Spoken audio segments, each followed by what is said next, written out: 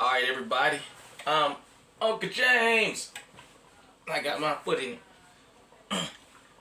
Just want to say to everybody, hope everybody's having a good day. Make sure you subscribe to the channel. View the material, share it, all that good stuff.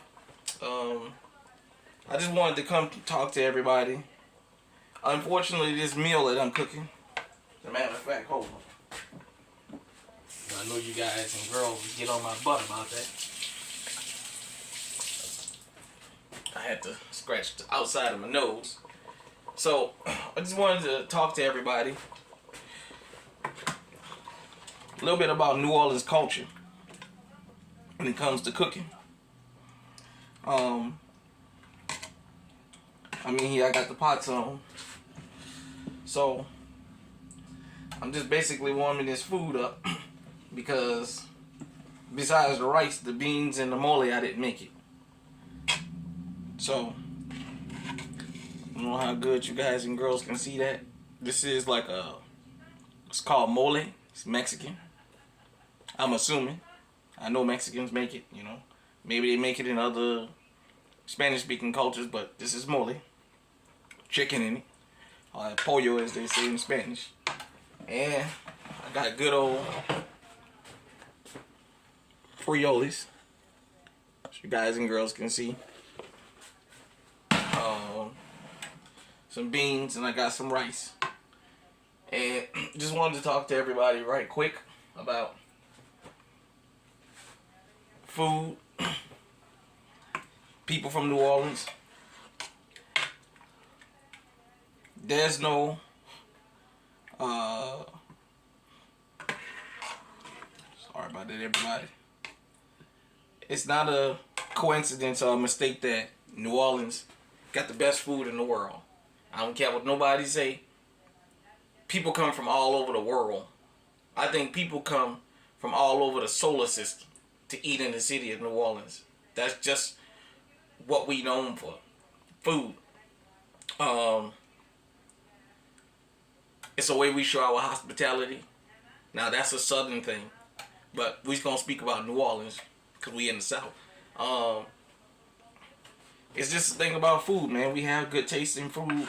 We have a lot of people that have a lot of good cooks in their family. And something about New Orleans cooking is what's so special about it.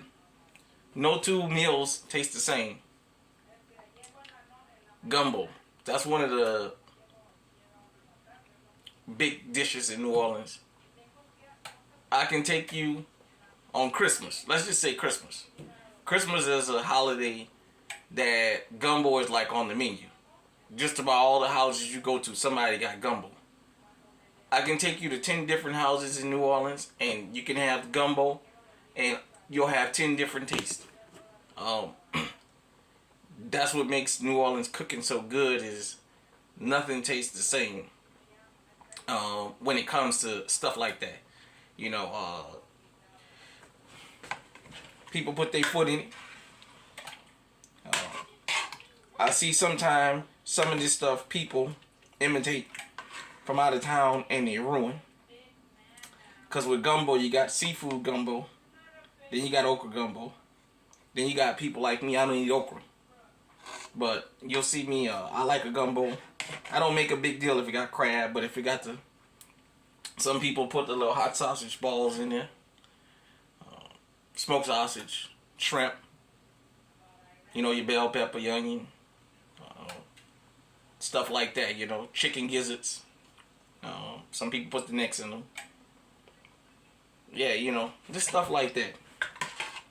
Also, for a lot of us that go in the kitchen and we cook, the kitchen is a therapeutic place for us. Like I said, I'm never going to tell you guys and girls that I'm Chef Boyardee or I'm the greatest cook on the planet. I do like to come in the kitchen. Sometimes being in the kitchen, man, it's just fun. It's just therapeutic. One of the best jobs I ever had in my life was cooking in a restaurant. It was just time to move on from that profession. But I love to come in, throw down, and see what it is I can do. With me, I can be honest since we having this discussion. Probably, if anything, you may have to add a little bit of salt because I don't put a lot of salt in my food. Especially if I'm gonna have condiments in there. Like if I'm gonna make barbecue or put some kind of canned sauce up in there, what have you. Well, I ain't gonna put much salt because anything you put from a can in there has sodium already in it in America. So you don't want to oversalt your food, you know. But I think it still be seasoned pretty good. You know, like I said, I just like to come up in the kitchen. I like to cook sometime, man. One thing about it, you'll pick this up from people in New Orleans. I think this is a worldwide thing, but I'm gonna stick to home. Unless we ask you to come in the kitchen to help us, you can come keep us company. But don't come in the kitchen and tell us what to do if we don't ask you. That's a good way to start an argument in New Orleans. It's just something about the kitchen, you know, like I'm saying. But if you want to learn something from somebody in the kitchen in New Orleans, you go in the kitchen with them and let them know you want to come and learn. Or you pick up the phone and you call them if you're at home, man, and somebody gonna help you out. You know, like I said, food is just the way we show our gratitude. Coming up, for people who didn't have a lot, still food was the thing. There's a misconception about New Orleans, I think, and people that come from quote unquote the hoods in general.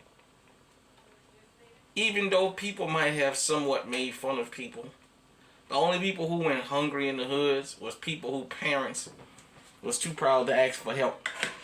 See, I'm old enough to still remember when the neighborhood was a village. So yeah, your parents might not be making it, and so parents might be doing alright, but nobody lets kids go hungry. The only kids that go hungry in New Orleans is kids, like I said, their parents are just too proud to ask for help, but we don't believe in that. When you come to people's house, when you spend the night, when you come to visit, if they ask you, do you want to eat? You say no, people will get angry.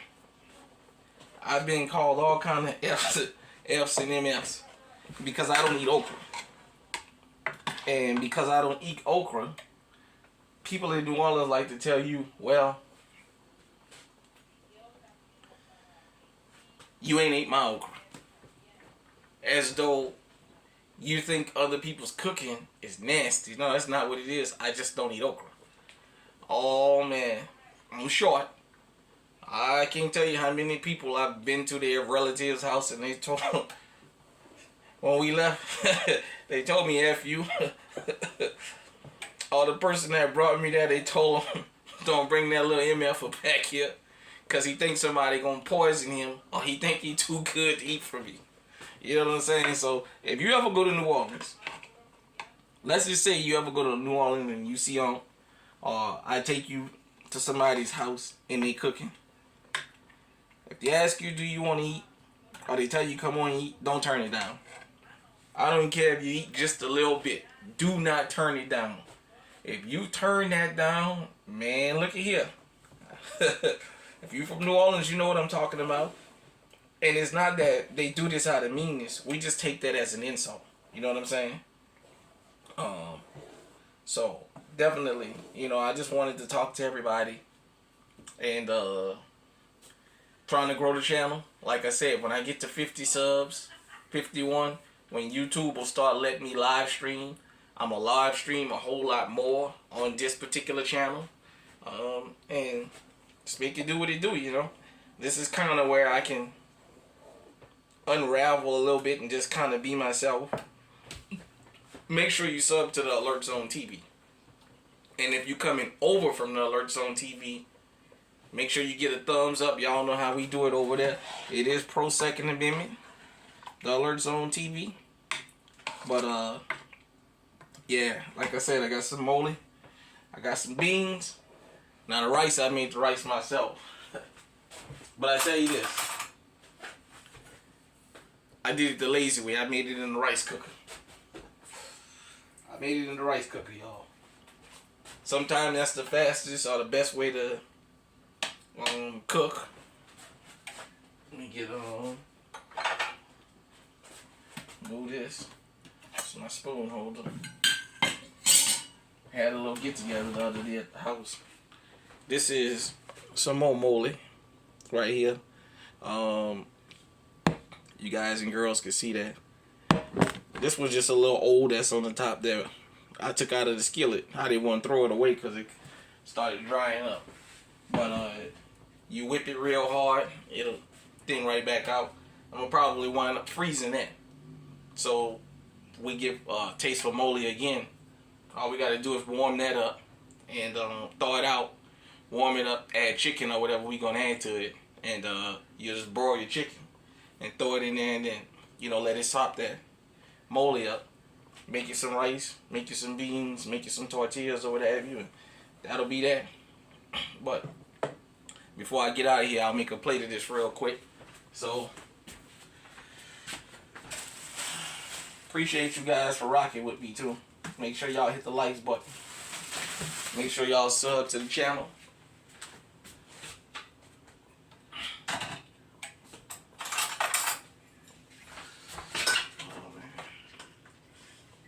Definitely. Oh yeah. While I'm online, while I'm here,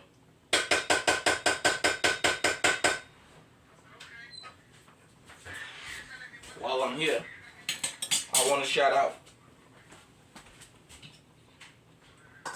my boy Pause and Play Nolia. Shout out to you, brother, for sharing this channel. So you guys and girls can see I got my rice. And got a little bit of moly on top of that.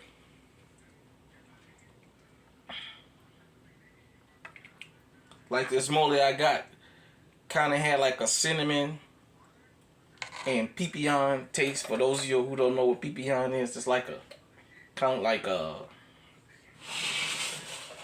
pumpkin.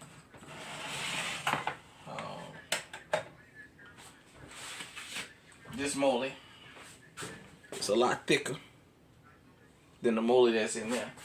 It tastes different. It's a lot thicker moly. Got my spoon. I like to put my beans on the side.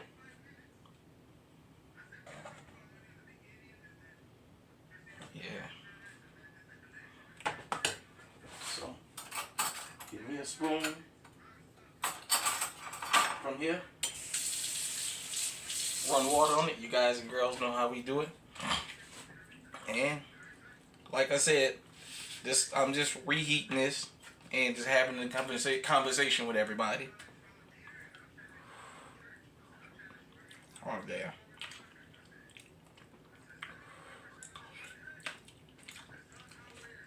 It tastes even better when it's left over. For those of you who eat leftovers, you know. Especially if you're from my home, New Orleans, red beans taste way better the next day. They already be good on the day you cook them. You let them ferment, you let it go to the next day, they really be good. Oh yeah. Oh yeah. Go on.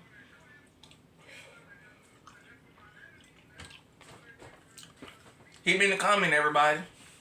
Hit me in the comment section. Let me know what you think about our conversation. Look out for more content we got coming. I'm Uncle James. And I got my foot in it.